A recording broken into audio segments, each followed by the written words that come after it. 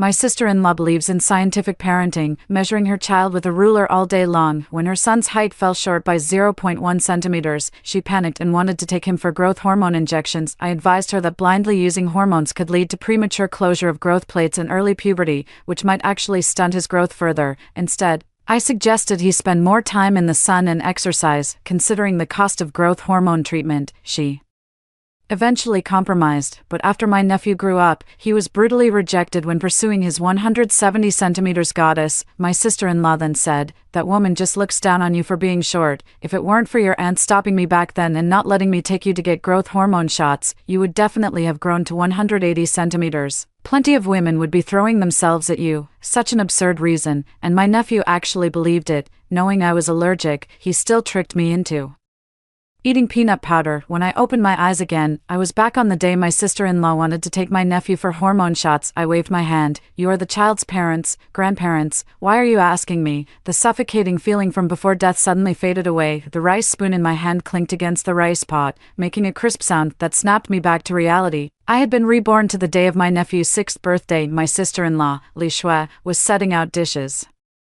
While chattering incessantly about her parenting philosophy, she said that nowadays, everyone emphasizes scientific parenting, and my nephew is the perfect baby she raised using scientific parenting methods. His height and weight have been exactly on target every year. Then, it seemed as if she remembered something, completely ignoring my little nephew who was about to eat. They stripped all the clothes off him. Holding a thick notebook, she began to record her nephew's height and weight. My parents looked at their pitiful grandson, not daring to get close at all. They even had to hypocritically praise their daughter-in-law for being capable. Li Shui smiled smugly and continued, "Weight is the easiest to control, but height is another story. He just turned 6 today, and according to the new standards, he's 0.1 centimeters shorter. No way, that's like a slap in my face." Luckily, I was prepared. Someone recommended a doctor who can administer growth hormone. I'll take him for the injection right after dinner. Normally, adjusting his meals based on weight goes without saying. Upon hearing her mention the growth hormone injection, my parents couldn't sit still any longer. Although they didn't fully understand, they knew hormones shouldn't be used casually. What if their precious grandson got hurt? But they didn't dare confront Li Shui. They could only glance at my brother first, seeing he remained silent. Then they turned their gaze toward me. "Xin, your dad and I don't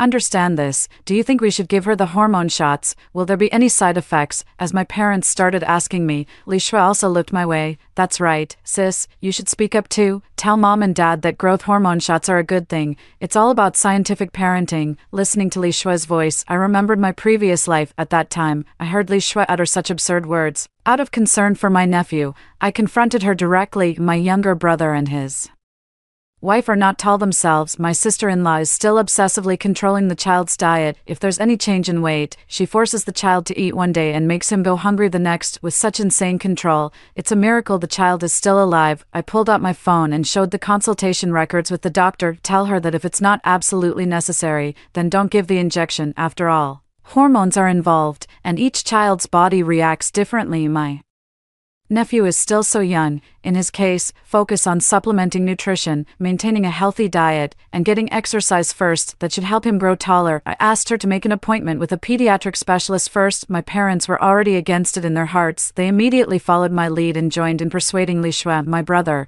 who was watching the commotion, saw everyone opposing and also started scolding Li Shui. Then the matter was left unresolved. Later, my little nephew grew up healthy, but I never expected that it would offend Li Shui. She thought I deliberately prevented her from raising a perfect baby. My sister-in-law Li Shui, who deeply resented me, began constantly brainwashing my nephew, telling him that I was the reason he didn't grow taller. All his suffering was because of me. At first, my nephew would question it, but Li Shui kept telling him, "You're still young and don't understand this superficial society. If you had taken hormones, you would definitely have grown to 180 centimeters, and naturally, you would have more advantages. It's all your aunt's fault for stopping me." A lie repeated 1,000 times becomes the truth. Gradually, my nephew came to accept this explanation. No one's life is smooth sailing. The various setbacks in life made him hate me more and more. The moment he was rejected by his goddess, his hatred for me surged out. He planned meticulously. He put sleeping pills in my water and mixed peanuts into my medicine. My peanut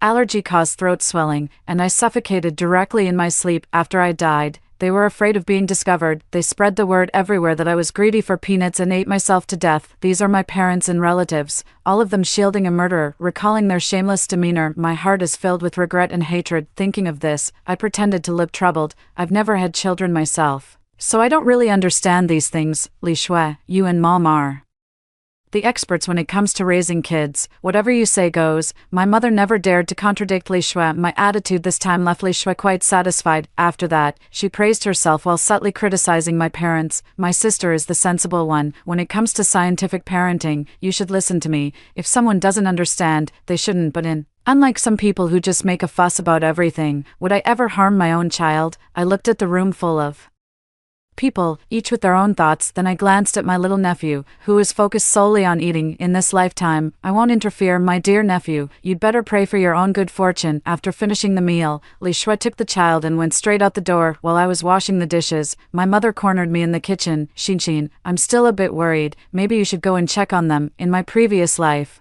every time my mother showed a worried expression, I would take on everything and offer to help proactively. She became accustomed to reaping the benefits without effort. Later, when Li Shui entered the picture, we didn't have any conflicts at first, but my mother was not satisfied with Li Shui, so she always pretended to be a pitiful victim, hinting that Li Shui had said something to her again. Every time, I would foolishly go and argue with Li Shui, then my mother would step in to play the good person, saying I'm not sensible. Li Shui is doing it all for the good of the family. I became the troublemaker. My dad and my brother perfectly disappeared. As my mom put it, it's women arguing, and they don't want their men to get involved. I won't be that foolish this time. Without even looking up, I refused directly. Mom, don't you trust Li Shui's scientific parenting methods? Then go talk to her about it. I haven't had children, so I don't understand this, but you raised both me and my brother, as the elder sister-in-law. I won't interfere in my sister-in-law's affairs. Let my brother handle it. He's Hao's biological father. When I suggested that my brother go, my mother fell silent. She couldn't command her own son, nor did she want her son and daughter-in-law to argue. After the injection, the effect was immediate. My nephew grew 11 centimeters in height over the course of a year. Li Shui was quite proud of this. However, the side effects that followed were also quite severe. Throughout this year, my nephew often experiences symptoms like colds and fevers, but the cause remains unknown. My parents are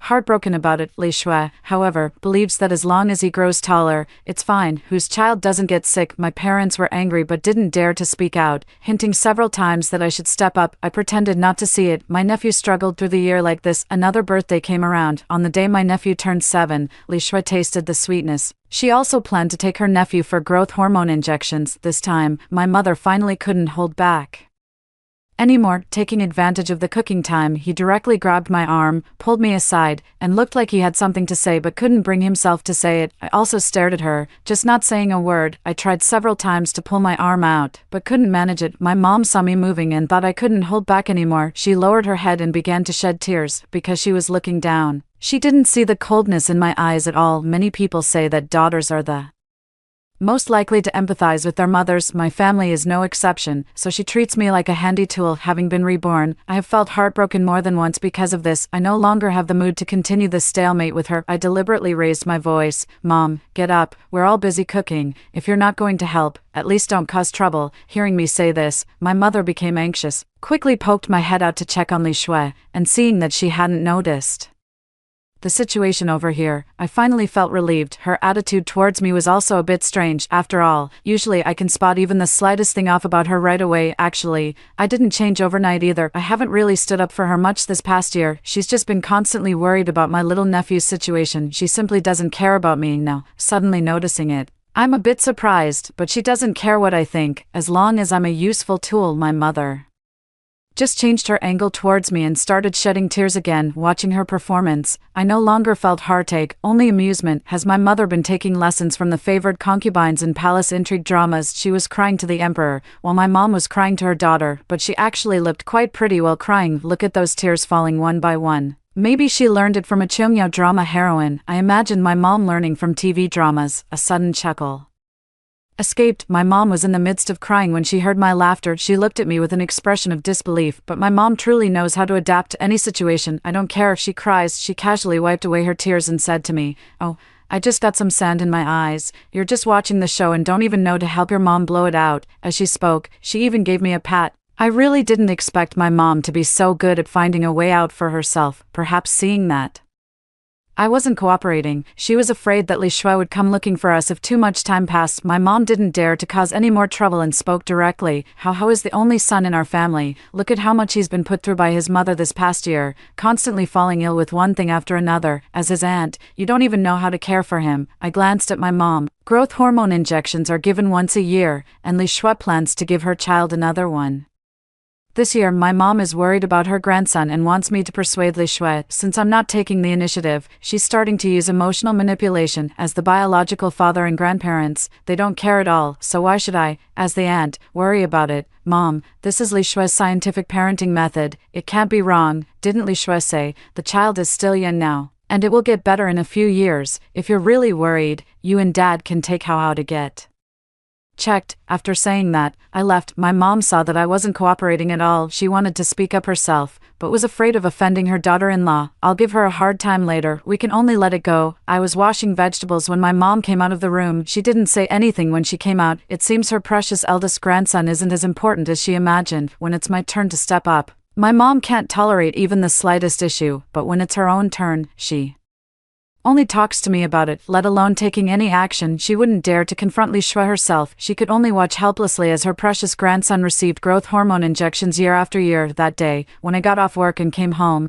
it was already getting a bit dark. Before I even got close, I could hear my mom chatting with a few neighbors downstairs. Your Xianxin is already 30. Why hasn't she gotten married yet? There's only a year between her and her brother, and Lin Chao's child is already 7 or 8 years old, right? You should be more concerned about this. That's right, I know a nice young man. I'll introduce them to each other someday. Hearing this, I knew I was about to be pressured about marriage again. In my previous life, I was able to live at home all the time. A big part of the reason is that my parents never pressure me to get married. Well, not exactly, they don't pressure me. My younger brother got married right after college because his girlfriend was pregnant. As for me, my parents are particularly open-minded. Every time someone introduces a potential match to me, it never even reaches me. My parents can find a whole list of flaws. They also tell me that for a girl, getting married is like a second chance at life. Better to have nothing than to settle for less. I couldn't find a good one, and they were willing to support me for life. Who would have thought it would turn out like that later? People's hearts really do change easily. Just as I was thinking, suddenly my mother's familiar voice, like a thunderclap, rang in my ears. No, you don't understand. Xianxin isn't as down-to-earth as her younger brother. She's got high standards. She turns down everyone we introduce her to. She just wants to find someone rich. She's been working for so many years, yet she hasn't given a single penny to the family. It all goes into dressing up, and she hasn't saved a thing. I never knew this was how they portrayed me to others. No wonder hardly anyone tried to set me up on dates after that. When I first started working, I began giving money to my mom. The following year, my younger brother got married, and I mentioned again that I should contribute to household expenses. My mom didn't agree, saying that within a family, there's no need to talk about separate accounts. She told me to just buy whatever the family needed from time to time. I didn't think much about it at the time and just agreed. Now that I think about it, I've spent quite a bit of money on the family over the years. Not to mention, I wanted to buy a house and move out before. My mom had just talked me out of it the day before, and the next day she came to borrow money. It was already too late when I was reborn. The money had already been taken. The more I thought about it, the angrier I became. Just as I was about to retort, I heard an aunt speak up. Don't talk nonsense. I think Xianxin is a pretty good kid. She always brings things home. And that's not a small amount of money either. I didn't expect anyone to speak up for me. It was my own family who plotted against me. Upon hearing this, my mother retorted that the money for the purchases was given by her, and she had asked me to bring them back on my way. No one spoke after that. After all, my own mother had been constantly throwing dirt on me. I was filled with anger. I quickly walked a few steps forward, linked arms with my mom, and pretended as if I hadn't heard anything. After greeting a few neighbor aunties, I turned to my mom and said, "Mom, didn't you say you borrowed the down payment money I saved up for an emergency? It's been almost 2 years, and I don't see any urgent matters at home. Housing prices keep rising, and I'm eager to buy a place." My mother didn't expect me to say that. Her face instantly flushed bright red. "What nonsense are you talking about, child?" As soon as I heard that, I knew she was trying to gloss over the issue. I quickly put on an unhappy expression and said, "Mom, you have to be fair. Ever since I started working, I've been giving you and Dad pocket money. I don't even dare to buy nice clothes, saving every penny I can, and you and Dad keep borrowing from me. How many times has this happened? I've never once asked you for anything back. It's just that this time you borrowed so much, and you didn't say a word about it for 2 years. Can't I even ask about it? I'm not making this up. All the transactions were done through my bank card. Look, the transfer records are right here, I said as I fiddled with my phone and pulled up the transfer record. My mom didn't look, but the neighbor aunts all gathered around to watch the excitement. Seeing this situation, I ended up saying more and more. My mom finally couldn't hold back anymore. Under the astonished gazes of several neighbor aunties, she dragged me and ran straight home. I followed along, panting heavily as I shouted, "Mom, don't pull so hard, my arm is about to break. Even if we don't have the money now, there's no rush. I've waited 2 years already. I'm not afraid to wait another 2. As I spoke, my mom ran even faster. Whispers from the neighbors could be heard behind us. Great, my mom's bad reputation will spread throughout the neighborhood tomorrow. After returning home that day, my mom didn't ask me why I brought up buying a house. I didn't ask her again when she would pay back the money. I just started occasionally bringing home promotional brochures for real estate developments, and I placed them in the most prominent spots, striving to make sure everyone saw them. Maybe my mom had secretly tipped them off. No one at home asked me why I brought this home or if I was planning to buy a house. It seemed like as long as no one mentioned it, there was no need to pay back the money. Seeing the oppressive atmosphere at home, my mood kept getting better. This is exactly the effect I wanted. Keep them on edge all day, keeping them tense. After a few days, I got tired of this game. I planned to move the things away first, otherwise arguing with them always feels like being at their mercy. Even throwing things, I'm afraid they'll hit me. My family's assets are like hostages in their hands. Damaging a few items would be my loss that day. Taking advantage of how being hospitalized again due to illness. There is no one at home. I hired a moving company and had all my belongings moved out at once. I stood at the door of my new home, looking at the key in my hand. My heart was filled with excitement. I finally have my own house. In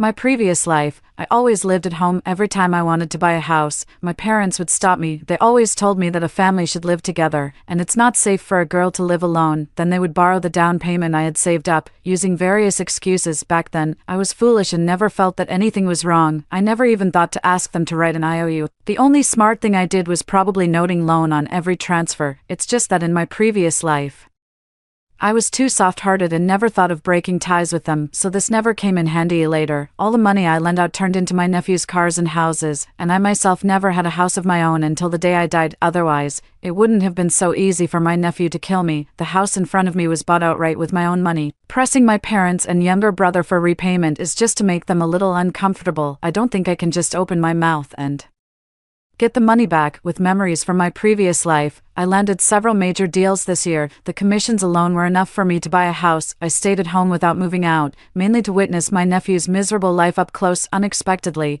there was an additional surprise. Not only did I catch my mom spreading rumors and talking bad about me, I also found out why I had a bad reputation in the neighborhood in my past life. I cleared my name on the spot. After moving away, I waited for a call from home, but unexpectedly, 5 days have passed, and I still haven't received it. For the first time, I felt that my presence was so weak. A week has passed. That day, I was cleaning in my new home. Suddenly, I received a call from my mother. "When did you move out? Shinshin, where did you go? Do you have money to buy a house? Where did it come from?" Listening to my mother's accusatory tone, there wasn't a hint of concern in her words. She only cared about whether I had secretly saved money, and it took them 7 days after I left to realize I had moved out. How little did they care about me as a person. The last time I heard my mother spreading rumors, I knew she didn't love me. She never pushes me to get married, but she always finds ways to sabotage every blind date I have. None of this is the kind of open-mindedness I thought it was, but to tie me down at home, to be a workhorse for life. Didn't they manage that in my past life? I put down the rag in my hand. The house is rented by me. As an old maid who can't get married,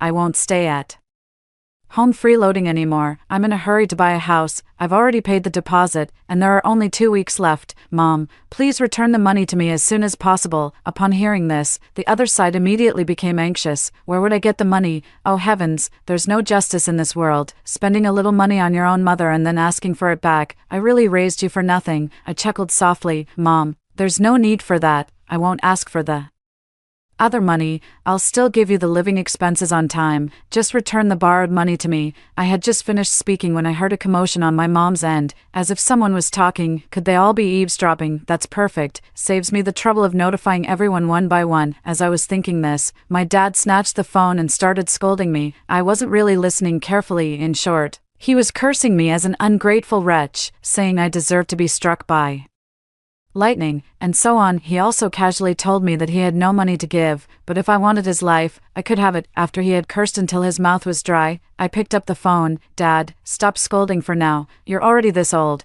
If you get so angry all of a sudden and die, it wouldn't be worth it. I was just about to tell them I had evidence when my brother interrupted. Sis, you don't have an IOU. You say you lent it, so you lent it. Well, I could also say you owe me money, not much, just 200,000, but unlike you, I have witnesses. If you don't believe me, ask Mom and Dad if this is true. I never knew my brother could be this shameless. I didn't want to waste any more words on them, so I said directly, I'm not just asking for money without proof. Every time you borrowed money before, I transferred it via bank card and noted it as a loan. Plus, there are the chat records on WeChat where you asked me for money. I've already consulted with someone, and all of these are evidence. I don't think we need half a month. If I don't see the money within 3 days, we'll meet in court. Without waiting for their response, I hung up the phone. I thought my parents would come to me to play the emotional card or try to weasel out of it. I didn't expect them to transfer the money to me the very next day. It seems my parents aren't as hard up as they claim to be. Along with the money came a phone call. My dad was on the other end of the line, shouting angrily, "You've really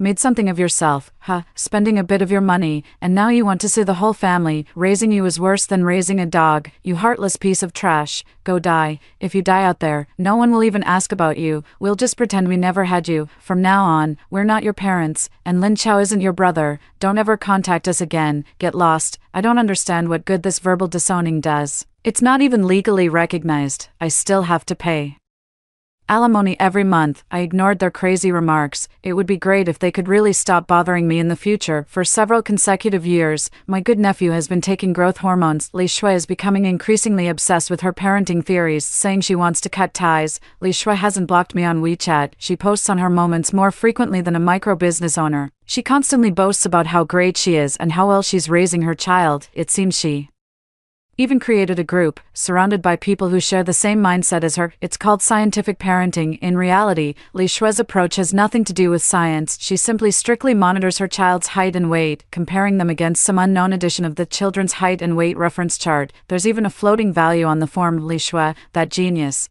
only looks at one number and doesn't allow any fluctuation. She even calls it strictly enforcing standards for the child. That's why Hao's daily diet is so irregular, feast or famine. Just as Li Shui said, weight is easy to control. From the time Hao started eating solid foods, he was weighed once a day. If he gained weight, he had to eat less the next day. Even if she cries from hunger, she remains unmoved. This way, the weight will decrease. If it falls below the standard weight, she must eat more the next day. If she can't eat, force feed her, compelling the child to eat. This led to Hao developing a tendency toward anorexia at a very young age. Because of this, I often argued with her over nothing, but my parents were holding me back. My younger brother was also useless, so after every argument, Li Shui couldn't stay normal for more than a few days. If it weren't for the fact that his nephew could eat a few normal meals at kindergarten, he wouldn't have survived to the age of 6. Based on these, in my previous life, on Hao's 6th birthday, Li Shui suggested giving him hormone injections, which is why I was so opposed. His health wasn't great to begin with. If he got hormone shots, would he even survive? It was the first time my parents and my brother stood so firmly by my side. Everyone pitched in to finally subdue Li Shui. Seeing my nephew in such a pitiful state, I couldn't bear it. I took him to a proper hospital for a physical checkup. Then came the long period of recuperation. I took him to do various sports so he could pick the ones he liked and stick with them long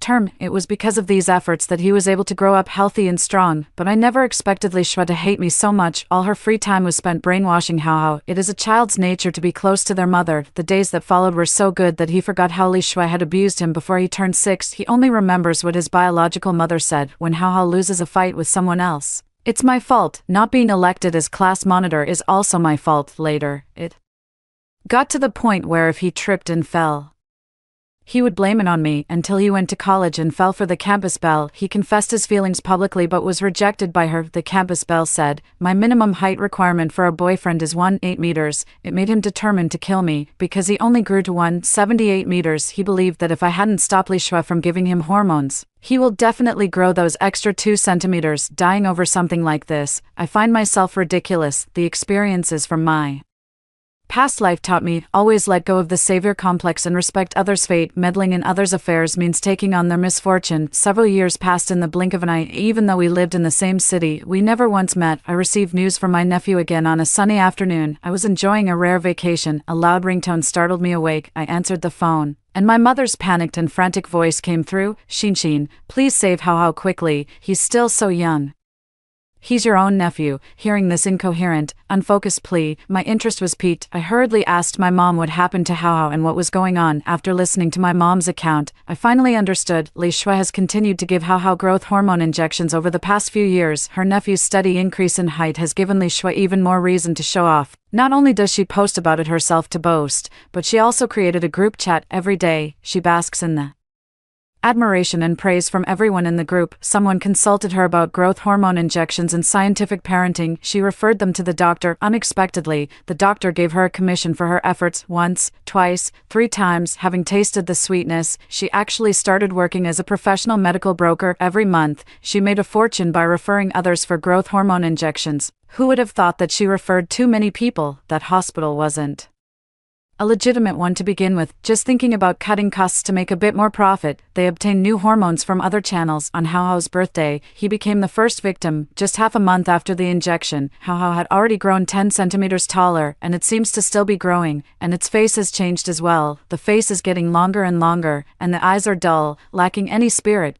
I quickly asked if they had called the police. My mother didn't expect my first question to be this, and immediately opened her mouth to question me. "Do you have any conscience? Your nephew is in this state, and all you care about is whether the police have been called. Hao is already like this. What he needs is proper treatment at a reputable hospital. Reporting it to the police is the only way to prevent more people from being harmed." Hearing me say this, my mother replied irritably that someone had already called the police. I remembered what Li Shui posted on her social media. Then I asked my mom, "Wasn't Li Shui arrested?" My mom got even angrier when she heard that. "My grandson has been harmed like this. Why should Li Shui be arrested? We are also victims." I explained to her that it was because Li Shui acted as a medical broker. Many victims were referred by her. She also made a lot of money, taking the hard-earned fees given by that doctor. All of these are illegal, and you can't just let it go because you were also harmed. After hearing what I said, my mom immediately panicked and quickly asked me what to do. "This is an illegal matter. What can I possibly do about it? This is entirely Li Shui's own fault." I thought for a moment and told her, "Then prepare the money. Li Shui has harmed so many people. Not only will she have to go to jail, but she'll also have to pay a fine." I don't know the exact amount. When my mother heard how serious it was, she burst into tears over the phone. "You're forcing me to come up with a solution. You can't just stand by and watch. Your brother's family is about to fall apart. What have I done to deserve this?" Woo-woo. The sound of crying reached me, and I rolled my eyes. "That's not wrong. I must have done something terrible in my past life. You all owe me a life." Seeing her cry continuously was getting on my nerves. To distract her, I asked about my nephew's situation. "Where is Hao? Which hospital is he in? Why aren't you there?" Mentioning her precious grandson finally stopped her tears. She told me the child is currently in the hospital. Except for her coming back to get clothes for Hao, everyone else is there. "What are you getting the clothes for? Didn't you say Hao grew 10 centimeters in just half a month? If he keeps growing at this rate, will the clothes at home even fit him anymore? I really don't understand. Do these people have no brains?" Perhaps because, despite my harsh tone, I kept asking questions, my mother mistakenly thought I still cared about my nephew, hastily saying to me, "Hao's hospitalization will cost quite a bit of money. You're his biological aunt, and you've always been good to him since he was little. You should cover this expense." Seeing that I didn't respond, my mother quickly added, "Anyway, you're not going to get married anymore. Your money is essentially Hao's. If you take it out now, we'll all appreciate you. In the future, we'll have Hao take care of you in your old age. Have that ungrateful person take care of me in my old age. Do they think I won't die fast enough? And given his current condition, it's uncertain whether he'll even live to see that day. Wouldn't it be better for me to keep the money and spend it myself?" In my mother's mind, my money is hers, and her money, of course, should go to her son and grandson. So now that Hao is in trouble, she can rightfully demand that I provide the money. Now that I have the information I wanted, I have no interest in arguing with her. My brother is still alive. Let him pay. Otherwise, you can sell the house. It all depends on whether your precious grandson is worth more to you than the house. After saying that, I hung up the phone. Li Shui was arrested at the hospital after how several other parents had been referred by her. Children who received hormones all showed abnormalities. Some parents observed carefully and took their children to the hospital early. Other parents were careless and only noticed when their children showed obvious signs of something wrong. The first parents to notice immediately sought out Li Shui, but was kicked out of the group by Li Shui, and was accused of trying to extort money. This led to some children's conditions being delayed. After this incident came to light, these parents were furious. They have decided to sue Li Shui and hold her accountable to the fullest extent. My mother was unaware of all this. No one specifically told her. It wasn't until she returned to the hospital with the items that she found out Li Shui had already been arrested. My mother quickly relayed my words to my father and my brother. They heard that they still had to sell the house. The three of them exchanged glances. None of them were very willing. Before the three of them could come up with a good solution, with the evidence being conclusive, Li Shui's verdict was handed down. She was sentenced to 10 years in prison and fined 500,000 yuan. Upon hearing the outcome, Li Shui completely broke down. She could not understand. At the very beginning, she just wanted her son to grow a bit taller. How did things gradually come to this point? Not only is she facing imprisonment herself, her son is also in the hospital, fighting for his life. She also has to pay a fine of 500,000 yuan. Her life suddenly lost its direction. However, she can't do anything else at the moment. First, her 10-year prison sentence is about to begin. My parents found out that Li Shui was fined 500,000 yuan and would have to spend 10 years in prison. Both of them were stunned. The total amount of hard-earned fees Li Shui had collected wasn't even that much, and most of it had already been spent by her. The worst part was the house they lived in, because it was the joint property of Li Shui and my brother as a married couple, so Li Shui's half of the house had to be used to pay the fine. With such an outcome, none of the three of them could accept it. After all, just moments before, they had been scheming about how to keep the house. At this moment, the house is about to be forcibly executed. This is truly an unbearable weight of life. Back then, my younger brother and Li Shui got married because she was pregnant, to please the daughter-in-law. When we got married, my parents specifically added Li Shui's name to the property deed. Looking back now, all three of them wish they could slap themselves in the face, but now, it's too late for regrets. In the eyes of the law, there's no room for their little schemes. The house was still sold. It's some comfort that housing prices are relatively high now. Even after using half to pay the fine, there's still some left. My parents rented a place and moved in as quickly as possible. My nephew was discharged from the hospital soon, but he wasn't cured. It was because the hormones he was injected with had too great an impact, and it was irreversible. There was little room for treatment. He could only be discharged from the hospital to recuperate at home. My parents lived at the rented house, their despondent son, and their disabled grandson. Sorrow welled up within them, but life had to go on. At first, my dad worked to earn money, and my mom stayed at home to take care of the grandchildren. But as time went on, the effects of the hormones continued. Hao's height kept increasing. In just 1 year, he grew to 2 meters tall. Weight has also increased. The strangest thing is that the face has grown incredibly long, with bulging eyes, ignoring the changes in appearance. Just this height and weight alone make it impossible for my mother to take care of herself. There was no other choice. My father had to retire early. The idea of earning more money for a few more years has also fallen through. They take care of their grandson together and simply can't leave home. They can only pin their hopes of earning money to support the family on their son. But as for my brother, well, the money we earned before wasn't enough to support the family, and it required all three of us to chip in. Now we've suffered another blow. We're even more down and out. We managed to get through another year like this. They really couldn't stand it anymore. They remembered they still had a daughter, which is me. That morning, I suddenly received a call from a former colleague. Upon asking, I found out that my parents had had enough of that kind of life, want to find me, but don't know where I live. They don't dare to call me, afraid that I'll be on guard and run away in advance. After thinking it over, they decide to block me at my company. They don't want money, but want me to take responsibility for my nephew's life, so they can be free.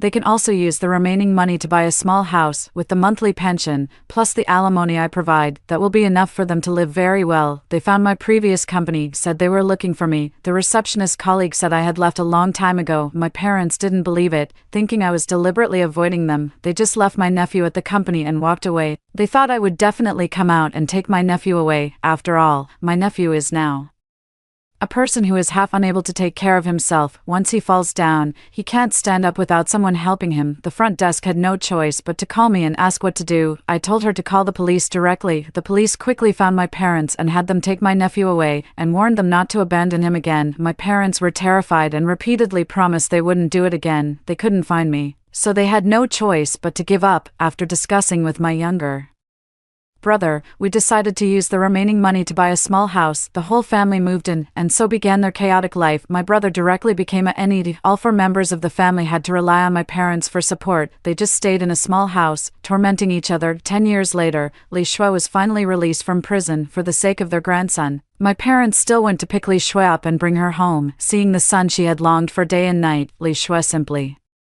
couldn't accept it. This man, standing at 2 meters 20, with an unnaturally long face and bulging eyes, how could he be her own son? It took Li Shui 2 days to barely come to terms with this fact. She looked at the situation at home and finally decided to go out and find a job, but 10 years of prison life disconnected her from society. She couldn't do many jobs. In the end, she could only work as a waitress in a restaurant. Later, each of them repeated the things they disliked the most. Only I have started a new life. After hearing the first story above, what are your thoughts? Feel free to share your opinions in the comments section. Next, there is another similar story. Let's continue to see. Mom brought the sponsored underprivileged student to live at our home. She eats my food, uses my things, and wears my clothes. She's becoming more and more like me, until one day, Mom hugged her and kicked me out of the house. My financial support for you has ended. Please leave our home. I rushed to the mirror and found that I had turned into Mia's appearance. Mia stole my life, opening my eyes. I was reborn to a time before Mia came to our home. Hannah, that Mia whom Mom has been sponsoring, wants to come and stay at our place for a few days. During the meal, my mom casually suggested it. My hand, holding the chopsticks, paused, and I firmly refused. No, when I was young,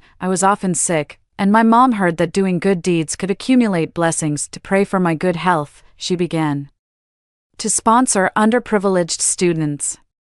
Many children in impoverished areas drop out of school after finishing junior high and start working to make a living. Mia is the one who has persisted the longest. Like me, she is about to take the college entrance examination. The volunteers from the charity organization send updates and photos of Mia to my mom from time to time. My mom often says with emotion that she has watched Mia grow up, and Mia feels like a second daughter to her. You, child, why can't you be more considerate of others?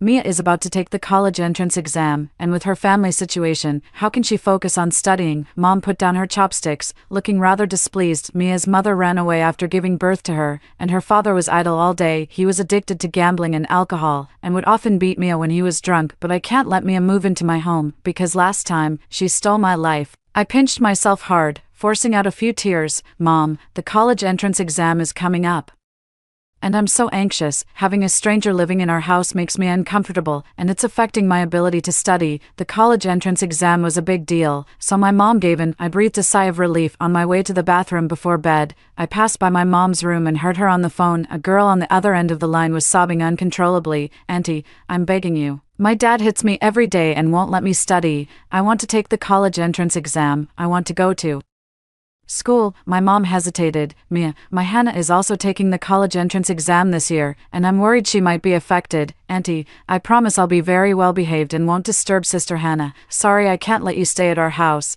but I'll try to think of another way. My mom is great in every way, it's just that she's a bit too kind. In my previous life, I didn't object to her bringing Mia over. Mia lived in my house, ate my food, wore my clothes, and used my things. She imitated my every move. Even her appearance is becoming more and more like mine every day. I look at Mia's face, which resembles mine so closely, and it sends chills down my spine. Mom, however, remains completely unaware of this. She treats Mia better and better, as if she were her own daughter. After the college entrance exams ended, I tearfully begged my mom to send Mia away, and she agreed. But the next day, she hugged Mia and called her Hannah, and then, with a cold face, she said to me, "My support for you is over. Please leave our home." I rushed to the mirror and found that I had actually turned into Mia's appearance. Mia stole my life. She became Hannah, living a life of wealth, a happy family, and a bright future. I was dragged back to my hometown by her gambling-addicted father, to be exchanged for a bride price to fund his gambling. I jumped out of the car and escaped on the way, tumbling down a cliff. When I opened my eyes, I had been reborn to the time before Mia came to our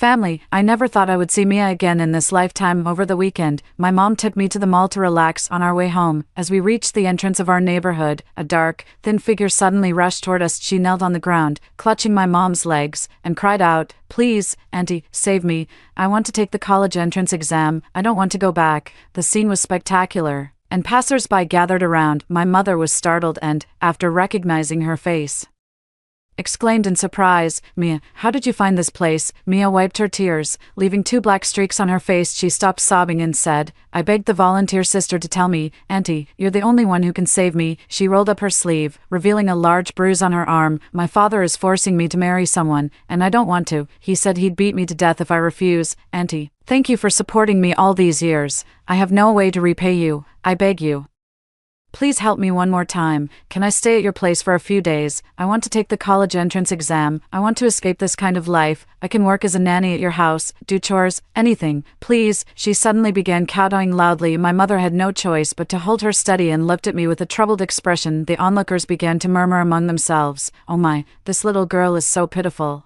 How can there be such a father in the world? What a hard-working child. It's just a few days of staying. One more person won't eat much more. Just be a good person and help her to the end." I rolled my eyes at the old lady who said this. "If you're so kind-hearted, why don't you take her in to live with you? I have my son and daughter-in-law at home, plus 2 grandsons. There's no extra room." The old lady kept chattering, "Young lady, how can you talk like that? Did your teacher ever teach you to be kind?" Mia looked at me with tear-filled eyes. She moved on her knees, crawled to my side, and hugged my leg. "Sister, please, I'll only stay for 2 months. Once I finish my exams, I'll move out and support myself by working." I looked at her mockingly. "Sounds good. She'll only stay for 2 months, then she'll kick me out. Why can't you work part-time now?" In ancient times, people studied by chiseling a hole in the wall to borrow light or using fireflies and snow to illuminate their books. You work so hard, it shouldn't be too difficult to support yourself with a job while studying, right? The onlookers immediately burst into an uproar. "This girl has no idea how tough life can be. She just comes from a privileged background. If you ask me, she's nowhere near as capable as others. Little girl,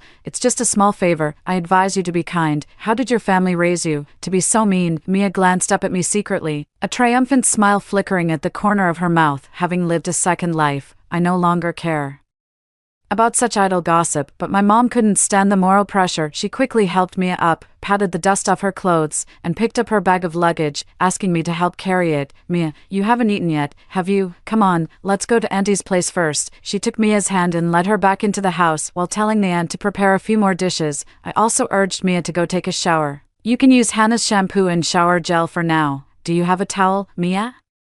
Rummaged through her bag and pulled out a yellowed towel full of holes. Her belongings were scattered all over the floor, all of them old clothes I used to wear. My mother sympathetically found 2 new towels for her. "Throw that one away, use the new ones." She remembered something and asked, "Mia, do you have any pajamas?" Mia timidly shook her head. My mother handed her the new pajamas I had just bought today. "You can wear Hannah's for now." Mia took the pajamas and gave me a sweet smile.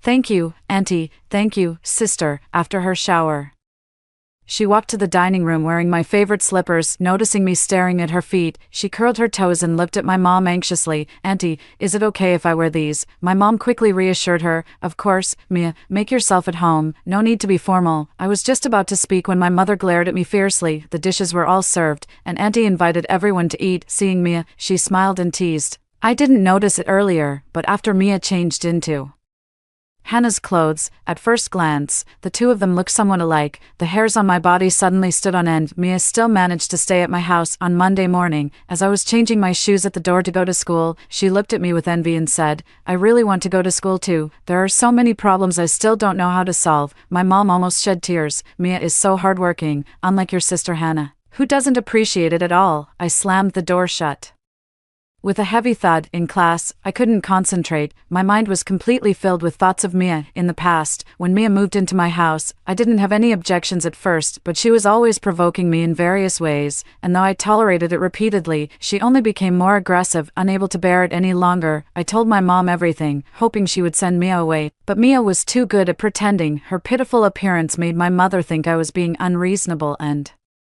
deliberately picking a fight. My relationship with my mother became very strained for a time. On the day the college entrance exam ended, I was kidnapped, and my mother paid $2 million to get me back. I suspect this matter is related to Mia and begged my mom to send her away. As soon as my mom agreed, The next day, Mia became me, after being reborn in this life, to prevent this from happening again. I gathered a lot of information, although I haven't found a specific method to implement it, and ancient text records that similar witchcraft requires the blood of both parties as a medium. There are still 2 months left now. I have 2 options. One is to move up myself, or to kick Mia out of my house. As long as I avoid Mia, she won't be able to get my blood, and naturally, she won't be able to steal my life. But thinking about my fate in my previous life, I don't want to let her off easily. It makes no sense that those who repay kindness with enmity live in the sunlight, while the kind-hearted suffer in hell. And that kidnapper who abducted me, he got away with it in my past life, but in this one, I will bring him to justice. I choose to fight back. Returning home, I opened the door to a burst of laughter and joy. Mia is playing my piano. That piano was a gift from my dad for my 10th birthday. Since dad passed away from illness 2 years ago, I haven't touched the piano. Mia doesn't know how to play the piano. She randomly pokes at the keys, producing a series of out-of-tune notes. "Auntie, how did I play?" she asked with a face full of anticipation. My mother clapped with great seriousness. "Mia is so talented, much better than Hannah was the first time she played." Mia stroked the piano, feeling extremely regretful. "If only I had a piano too." My mother held her hand with a heart full of sympathy. "Hannah doesn't play this piano often. Once you finish your college entrance exams, I'll give it to you." Mia slid on the piano bench, moving closer to my mother, and asked cautiously, "Auntie, I've never had a mother since I was little. Can I call you Mom?" My mother's eyes welled up with tears, filled with both affection and pity. "Mia, from now on, you can call me your godmother." They looked just like a mother and daughter. I've seen such scenes many times in my past life, and each time it made me sad, but I always told myself, Mia's life has been so unfortunate, why should I hold it against her? Now I understand. What does her misfortune have to do with me? Why should I have to endure it? I dropped my backpack, walked over, and pulled Mia off the piano bench. "Who said you could touch my piano?" Mia froze, looking at my mom for help. My mom paused for a moment, then frowned.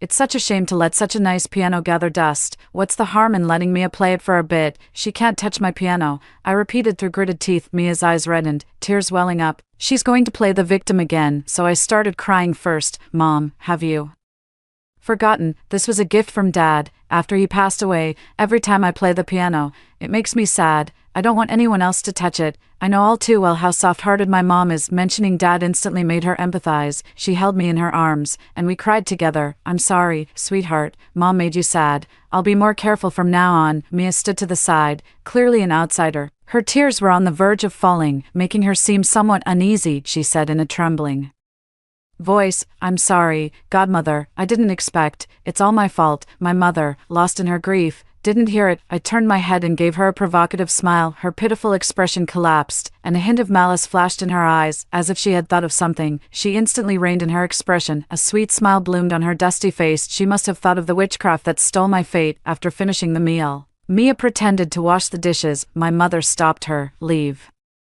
it, Mia, time is tight, go study quickly." Mia had already put down the bowl in her hand but still looked embarrassed. "Godmother, washing the dishes won't take long." "Hey, Mom, don't make it hard for Mia," I said sarcastically. "Mia has been eating and living at our place for free, so she must feel really awkward. Let her do some chores so she can feel more at ease." My naive and sweet mother thought about it and found it quite reasonable. I didn't think it through. "Mia, go ahead and wash them." She glanced at the messy table and called out to me, "Hannah, help Mia clean up a bit." I carried the bowls and plates toward the kitchen, with Mia following behind me. Suddenly, she let out a startled cry. I turned my head and caught a glimpse of the bowls and plates flying out of her hands as she crashed into me. In my previous life, Mia hurt me like this and took my blood. I immediately dropped the dishes in my hands and steadied myself against the nearby wine cabinet. Mia held onto my back with both hands, a flicker of regret in her eyes. I turned around and pushed her away with a forceful shove. My mother rushed into the kitchen upon hearing the noise. Mia was kneeling on the floor, with several shards of porcelain embedded in her knees and palms, blood gushing out. With tears in her eyes, she looked at me in disbelief. "Sister Hannah, why did you push me?"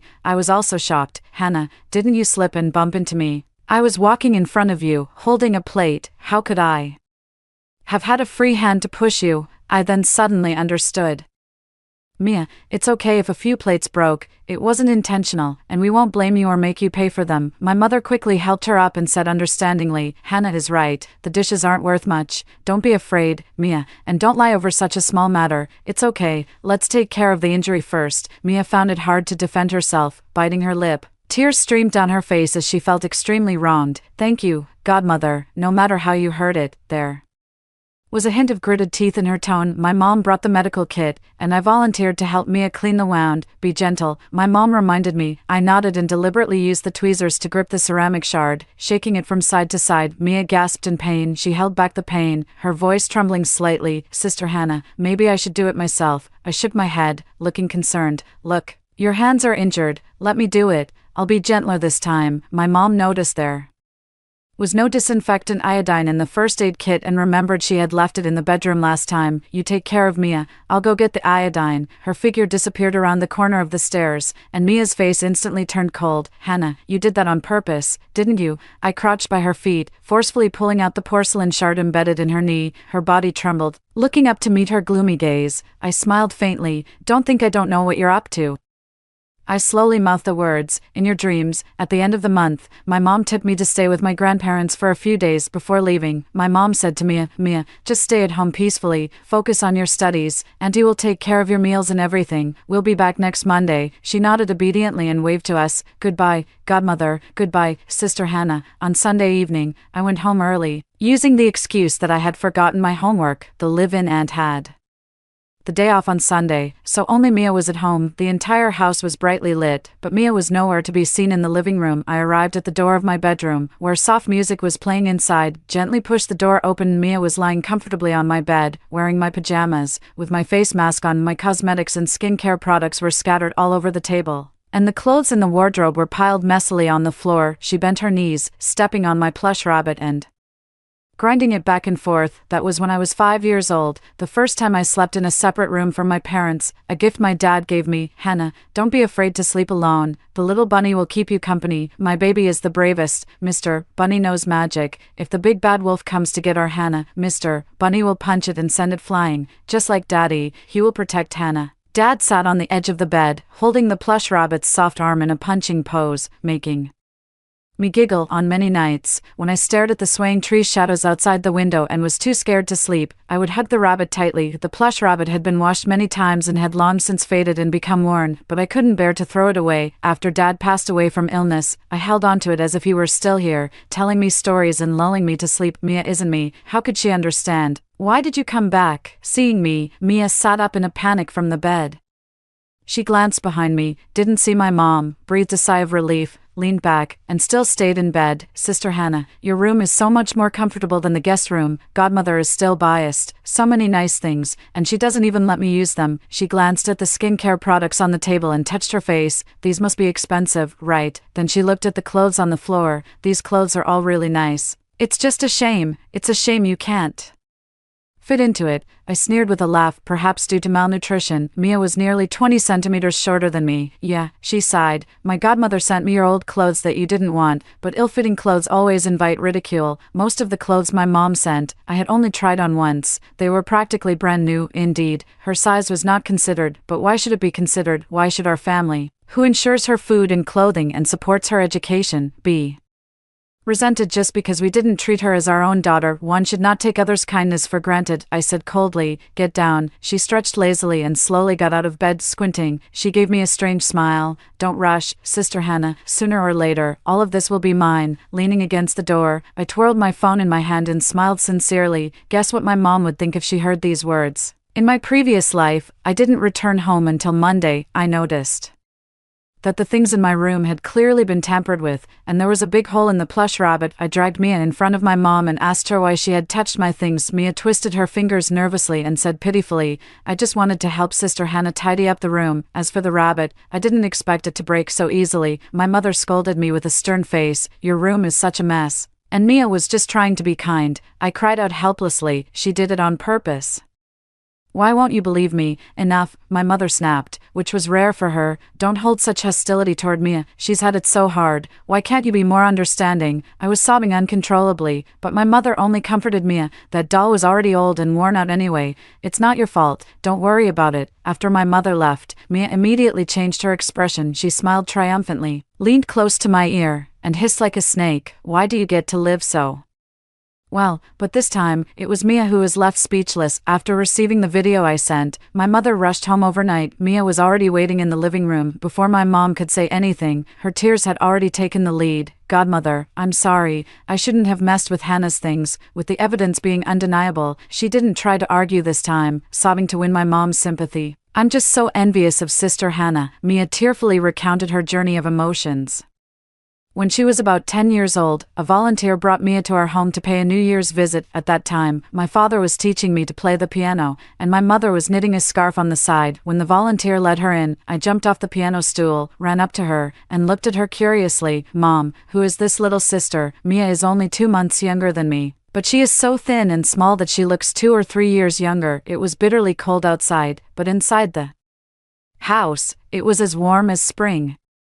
I was wearing a pristine lace princess dress, looking as beautiful as a fairy tale princess. Mia, however, was wrapped in a cotton padded jacket, sweating profusely from the heat. This was her newest coat, and she didn't dare take it off, afraid to reveal the sweater full of holes underneath. She looked enviously at the dress I was wearing. "She doesn't have a single white piece of clothing because white gets dirty easily." Planting some vegetables in the field, cooking a meal on the stove, and getting kicked a couple of times by Dad will turn it into a ragged cloth. "Hannah, this is your little sister Mia. Take her to play for a while." My mom crouched down to encourage me. I obediently reached up my hand to Mia, but she shrank back into the volunteer's arms because her hands were covered with festering chilblains, and there was mud under her fingernails. The volunteer explained apologetically. "This child is a bit introverted." She pushed Mia roughly and said, "Quick, call her sister Hannah." Mia called out Sister Hannah in a soft voice, but her accent was so heavy that I couldn't understand her. At that moment, she just wanted to find a hole to crawl into. My parents took Mia on a tour of our home. She was seeing the clean floors, the white walls, the sparkling lights,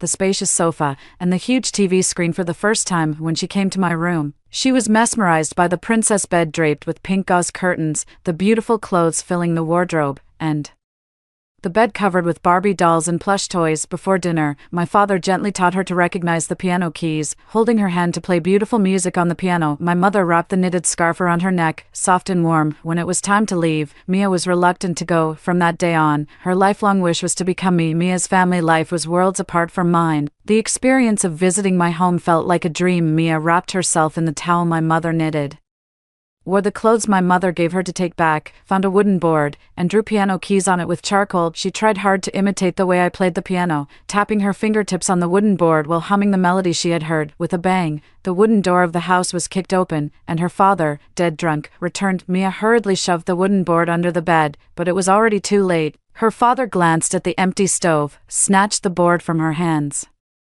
stomped it into pieces, and threw it into the stove. "You little brat, why haven't you cooked yet? Are you itching for a beating again?" Mia lowered her head, not daring to resist, as the man's gaze fell on her scarf. "Been to the city once and now you think you're a lady." He yanked the scarf from her neck, but Mia held tightly to one end, refusing to let go. The man slapped her hard across the face and then kicked her. Mia had no choice but to let go, curling up as much as she could to protect her vital areas from his punches and kicks. The man, exhausted from beating her, rummaged through the room and found a pair of scissors, spewing foul language from his mouth. "Go to hell, you little bitch, just like your mother. What's so great about the big city? Just rot in this godforsaken mountain village." He cut the scarf into shreds and threw them at Mia. He picked up the slop bucket used for feeding the pigs and poured it all over her. Then he collapsed and fell into a deep sleep, while Mia cried and washed the filth off her body in the freezing pond water. It was bone-chillingly cold. She trembled, wanting to kill her father, but she didn't dare. "I want to jump into the water to end my life, but I still don't dare." She had no choice but to start studying hard, hoping that one day she could leave this place. The day I came to my godmother's house was the first time in my life I felt parental love. Mia curled her lips self-deprecatingly. Too bad they weren't my parents. After listening to Mia finish her story, my mother pulled her to sit beside her and sighed. "You've really had a hard time." She reflected for a moment and felt that she hadn't done well either. "Mia, giving you Hannah's clothes to wear without considering the size issue was thoughtless of me. I'm sorry, but my mom, though kind to the point of being a bit of a saint, isn't completely naive." The Mia in the video, who seemed like a completely different person, still made my mom feel uneasy. She frowned. but didn't want to be too harsh with her words. Mia, I promise you'll be well fed and comfortable in our home, but I hope what happened today won't happen again. Mia wiped away her tears and lowered her head meekly. I'm sorry, godmother. After my mother left, Mia looked at me, her icy gaze slithering across my face like a venomous snake. Hannah, how did you know? I gave her a slight smile, deliberately provoking her. Mia, with no one to love or care for you, are you insanely jealous of me? Is this all you've got? Mia's relatively delicate features twisted for a moment as she clenched her fists. Yo, I continued to taunt, so you're already triggered. Huh. She took a deep breath and lowered her head. The shadow covered half of her face, revealing only a faint, eerie curve at the corner of her mouth. There are only half a month left until the college entrance examination. I finally found the person I was looking for under a bridge arch. A thin, disheveled homeless man was squatting by the water, gnawing on a half-piece of hard-steamed bun. When he couldn't swallow it, he took a sip of the foul-smelling river water. I walked over to her, and she shrank back, suddenly lifting her head. Her bangs covered the empty left eye socket, while her other intact eye stared at me warily. Her face was bruised purple and blue, clearly having just been beaten. My nose stung as I held back tears, crouched down, and looked into her eyes. Do you want a better life? She nodded blankly. I reached out my hand to her. Helen, come with me. She stared at me for a long moment, hesitating, and said, do we know each other? In my past life, after Mia became me, I was driven out of the house, penniless and homeless. I could only sleep by the ATM at night, but I didn't know it was a homeless person's territory and got beaten up, crouching under a bridge, hungry and in pain, a limping, thin homeless man threw me half a piece of bread and half a bottle of mineral water, found it in the trash. Eat it, she spoke in a hoarse voice, concise and to the point. I became familiar with this homeless person. She was about the same age as me. As a child, she was sold to human traffickers by her family, who favored boys over girls, and the traffickers then sold her to a beggar organization. The beggar organization trained her to steal from others, but she refused. They broke one of her legs and blinded one of her eyes, forcing her to beg on the streets. She was unwilling to cling to pedestrians' legs to beg for alms, so she could never meet the required quota. After enduring many beatings, she took advantage of her watchers' inattention and escaped. She wandered all the way here and now survives by scavenging through trash bins. I'll tell you a secret that no one else knows. She picked up a rotten apple, ate the bad part, and handed the good half to me, winking at me. I have a name, and it's Helen. She taught me a lot, like survival skills such as which trash cans have cleaner food, and then added, you're perfectly capable. Why don't you get a job and earn some money? Pointing to his damaged eye and lame leg. No one wants someone like me, so I went to work at an unregulated factory that didn't care about age or education. After getting my paycheck, I rented a slightly more decent place and brought Helen over. No more wandering from now on. I'll be responsible for earning money, and you'll be in charge of buying groceries and cooking for both of us. 2 months passed like this, and the summer vacation came to an end. It was time for the new students to start school. Mia inherited my college entrance exam score and went to the university I had always dreamed of attending. I went back home and hid in a dark corner, watching my mom pack large and small bags into the trunk. Grandma and Grandpa also came, and they kept stuffing money into Mia's hands, telling her to take good care of herself. The whole family happily sent her off to school. I gritted my teeth, trying my best not to cry out loud. No one could recognize me, and no one believed me. In their eyes, Mia is Hannah. My dearest family members no longer recognize me. I left home quietly, turned a corner, and encountered Mia's father, Mr. Bob. He mistook me for Mia and grinned sinisterly. You little wretch, I finally found you. Where do you think you're running to? He was going to sell me to a 50-something-year-old bachelor in the village to be his wife. I turned to run, but he picked up a brick and knocked me out, then tied me up on the rickety three-wheeler heading to the countryside. I regained consciousness and quietly untied the ropes on my hands. Taking advantage of Bob's unpreparedness, I jumped out of the car, tumbled down the cliff, and lost consciousness. Water droplets fell on my face, the coolness rousing a sliver of awareness. I struggled to lift my eyelids and found myself still lying at the bottom of the cliff. Every bone in my body felt as if it had been shattered, the pain piercing to the core. Somehow, Helen had found me. She crouched beside me, tears streaming from her one good eye. She wanted to pull me out from the bottom of the cliff, but her leg was lame, and she couldn't use her strength. Wait here, I'll go find someone to save you. She sobbed uncontrollably, but I felt my body temperature dropping lower and lower, my eyelids growing heavier, and my breathing becoming more and more difficult. I'm going to die. I moved my lips but couldn't make a sound. Thank you, Helen, for giving me the last bit of warmth in my life, I closed my eyes. Helen made me understand that even those born into misfortune can still hold on to their conscience. She has experienced more tragedy than Mia, and for her, a healthy body is a luxury, but she never envied or complained, preferring to be hurt rather than harm others. She struggled to live, trapped in hell yet still trying to lift others up. It's a pity I couldn't be reborn earlier to take her home when she was a child, perhaps because I called out this name that no one else knew. Helen easily believed me. I found a hotel near my home and used my New Year's money to check her in. You can stay here for now. It'll be a while before I can take you home. Then, I took a small amount of blood from her on my way home. As I passed by a dark alley, I faintly heard Mia's voice filled with resentment. I told you, don't come looking for me anymore. By the moonlight, I caught a glimpse of half the face of the man opposite Mia. It was Mia's gambling-addicted father, Bob Xing Bob. Xing said with a cheeky grin, Mia, come home with me and marry that old man Wang in the village. He's willing to pay 100,000 yuan. He drew out his tone, $100,000. It might take you years to earn that much. You just want to sell me off to get money for gambling, don't you? Mia sneered. What's the rush? Once I get closer to that foolish woman, I can get my hands on all their family's money. Bob was not satisfied. I'm itching for it right now. Get me some money first, or else I'll make a scene at Thomas's house. I'll throw a tantrum, call the police and accuse them of imprisoning my daughter. Let's see if the police will do anything about it. Mia, I am your real father. Mia had her back to me, so I couldn't see her expression. After a few seconds of silence, she said, wait a few days, and there will be money. I remembered that my mom had kept tens of thousands in cash at home for emergencies. In her previous life, she once vaguely asked me if I had taken her money. At the time, I shook my head in confusion and didn't think much of it. My mother never brought it up again. It turned out that Mia had stolen the money from our home, so I bought a miniature camera and installed it in her room. A few days later, the fish tipped the bait. I watched on my phone screen as Mia, taking advantage of the empty house, quietly sneaked into my mom's room. She searched every corner and finally found 20,000 yuan hidden in a compartment of a bag. After standing at the door for a few seconds to make sure no traces were left behind, she exited the room and closed the door. I quickly sent the recorded video to my mom, urging her to come home and catch the thief. The two of us blocked Mia, who was just about to leave. At the door, Mia, where are you going? My mother looked her up and down. After staying at my house for over a month, Mia had become fairer and a bit plumper, dressed in the brand new clothes and shoes my mother bought her. Even her once frizzy and yellowish hair had turned dark and glossy, showing no trace of the hardships she had endured. Oh, godmother, I'd like to go out for a walk. Mia looked straight into my mom's eyes, acting as if nothing had happened. Let's go later. I have something to ask you. My mom pulled her into the living room and sat down on the sofa. Mia, I've lost 20,000 yuan. Do you know who took it? She nervously rubbed her fingers, a look of grievance on her face as if she had been wrongfully accused.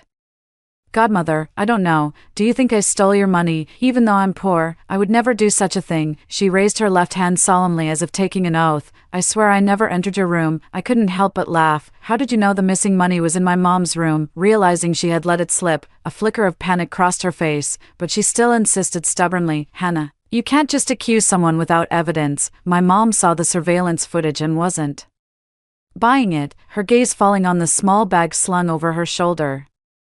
That was a gift my mom gave her half a month ago. Hannah, what's in your bag? Her face turned deathly pale, seeing that she wouldn't give up until she was faced with reality. I pulled out a video on my phone. Take a good look. Are you trying to tell me you were sleepwalking? Godmother, I'm sorry. I won't dare to do it again. Mia fell to her knees with a thud and started using her signature kowtow tactic again. It was my dad. He came to me a couple of days ago and threatened me, saying if I didn't give him money, he would tie me up and marry me off to an old widower for a bride price. Her tears mixed with snot, splattering on my floor. I curled my lip in disgust. I really have no other choice. Godmother, I don't want to go back. The college entrance exam is just a few days away, and I can change my fate. Trembling, she pulled 2 bundles of money from her bag and placed them on the table. I returned the money to you because my dad said if I didn't give him the money, he would come to your house and make a scene. I didn't want him to disturb you, so I did something foolish. Mia cried with genuine emotion, and my mother fell silent for a long moment, still unable to harden her heart.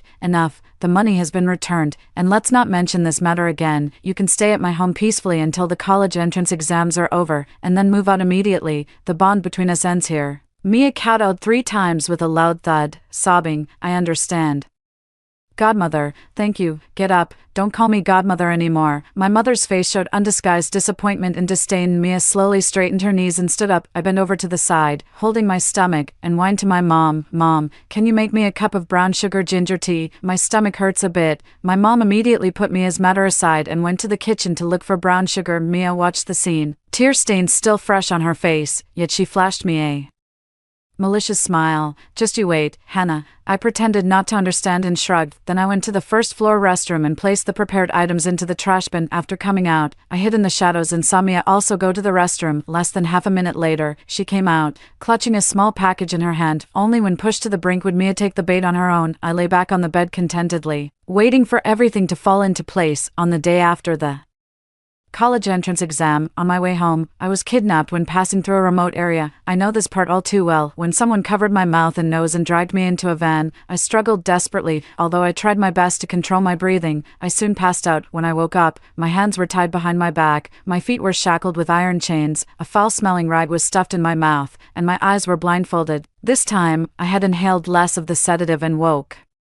up earlier than expected. Just in time, I overheard the kidnapper on the phone. 2 million. Do you think your daughter's life is worth that much? I'm warning you, don't even think about calling the police. Deliver the money obediently to this location, and you'll see your daughter. The person who kidnapped me was Bob Shing. In my previous life, I only realized this when I heard Bob Shing start to speak. Unfortunately, I didn't manage to escape alive. I suppose even if Mia had stolen the $20,000 from my home, it would have been a drop in the bucket for a gambler. Bob Shing would still have taken the risk and kidnapped me to extort money from my mother. He could pick a suitable spot on my way home, and Mia probably contributed a lot to that. Just as I was speculating, I heard Mia's cold voice. If you get the money, can you make her disappear? That way, she won't go back and report you to the police. Out here in the middle of nowhere, you don't know her, and if she dies, the police won't trace it back to you. No one will ever know. Bob snorted coldly. I only want the money. I still have some respect for the law. I won't do something like murder. He suddenly seemed to understand something and laughed triumphantly. Do you want me to kill her so you can rightfully become the daughter in Thomas's family and also hold leverage over me? What a little devil you are, Mia.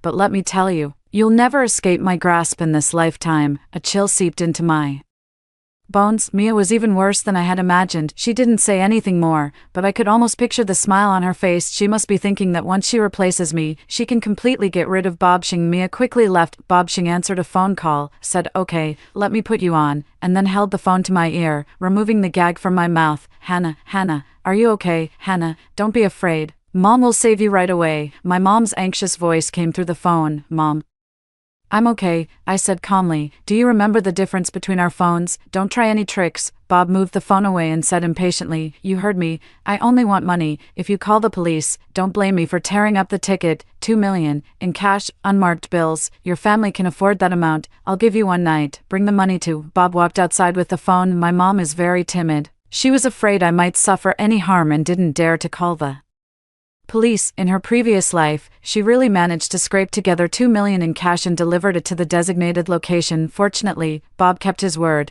and my mother quickly found me tied up as he had said. Afterward, she wanted to report it to the police, but she couldn't identify who had kidnapped me, and in her panic, she forgot to preserve any evidence, leaving her with no recourse. I had taught my mother that her phone had a call recording feature, while mine did not. I hope she can understand my hint and record the evidence. When Mom brought Grandma and Grandpa to find me, she was crying her eyes out. She held me in her arms and said, "Hannah, I've already lost your dad. If anything were to happen to you, what would I do?" I thought about what happened in my past life and, overwhelmed with emotion, burst into tears as well. On the way back, I asked her if she had recorded it. She reached out and tapped my forehead, breaking into a smile through her tears. "Luckily your Mom reacted quickly and recorded everything. Should we go to the police?" I shook my head. "Let's not rush. I still need a witness." She looked puzzled, so I had to tell her my suspicion. "Mom, haven't you thought about it? Why did the kidnappers target me? How did they know my route home from school?" Her face fell. "Is it related to Mia? In my previous life, when I told her my suspicions, she refused to believe it. We've helped Mia so much. How could she do such a thing?" I went home and begged her all night in tears. Her protective instinct for our daughter finally overcame her kindness.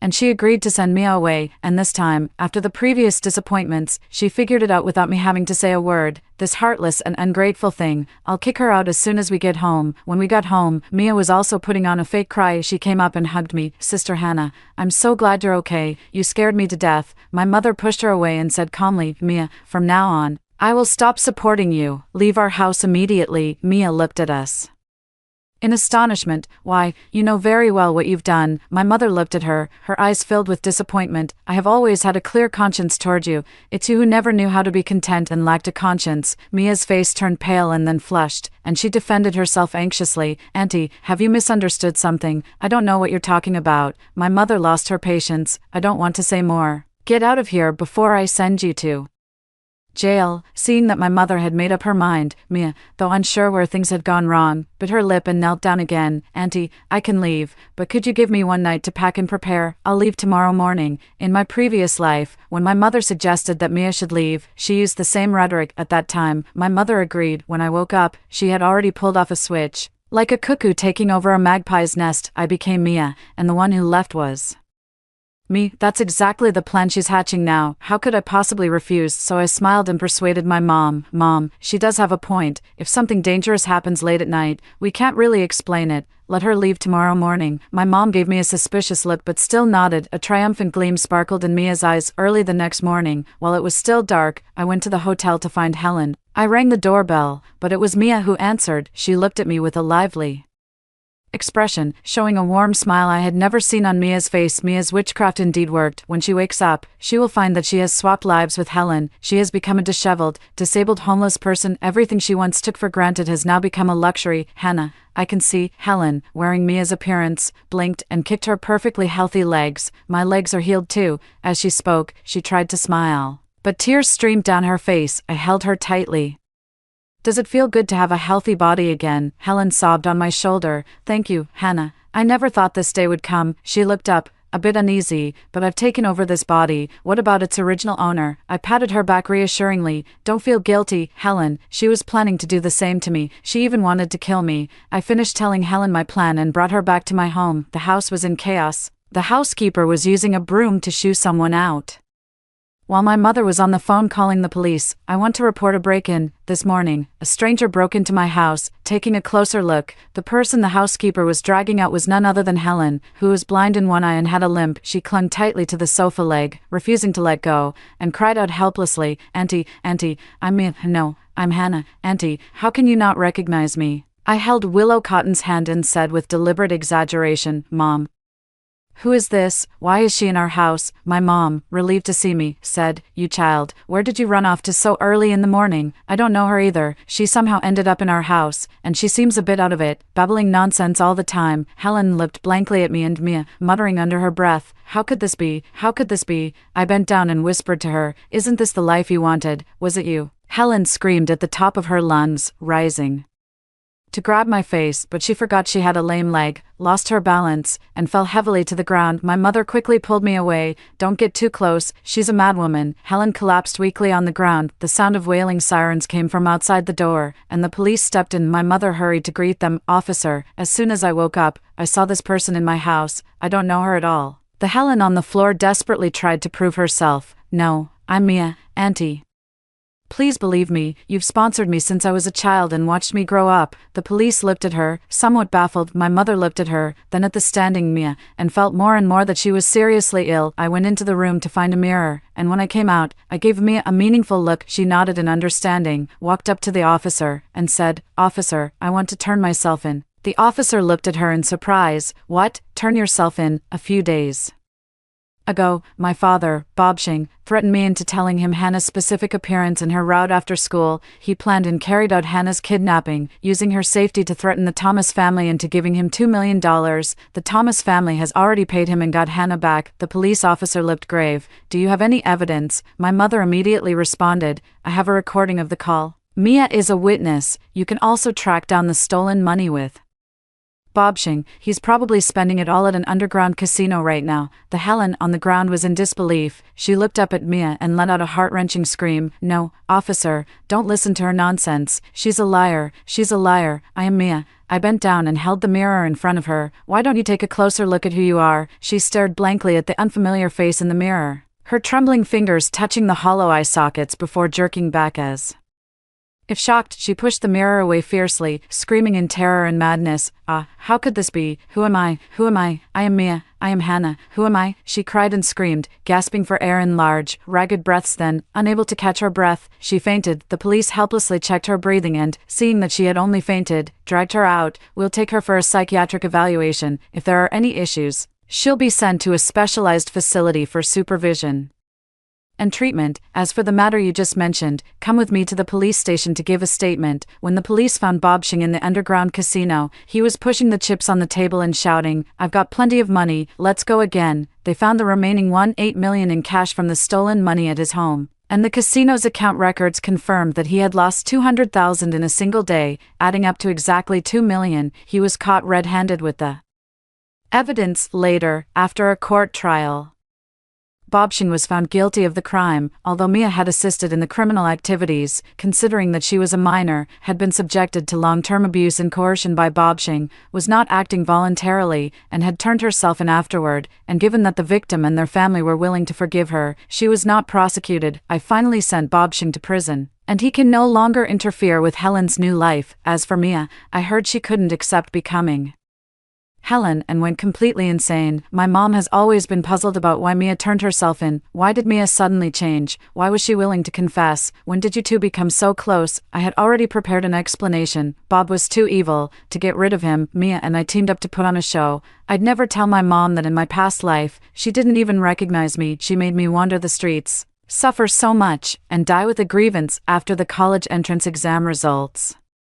came out, I went to the university I had always dreamed of. While Mia's score was just above the undergraduate cutoff, Helen could use her identity to attend school. She said to me tearfully, "Hannah, I never thought I would have the chance to go to school in this lifetime." After being admitted, Helen immediately applied for a student loan, found a part-time job, and moved out of my house. My mother tried to persuade her to stay, but she refused. Her eyes sparkled brightly. "Auntie, I am physically capable and can support myself through my own efforts. I will definitely repay your kindness in the future." As I saw her off, I patted her on the shoulder. "After all, you only attended elementary school for a few years and have missed a lot of lessons. I'll need to help you catch up." She nodded firmly. "Thank you in advance, Teacher Tang." Watching her board the bus, I kept my hands around my mouth and shouted, "We are all your family. Remember to come home for the new year."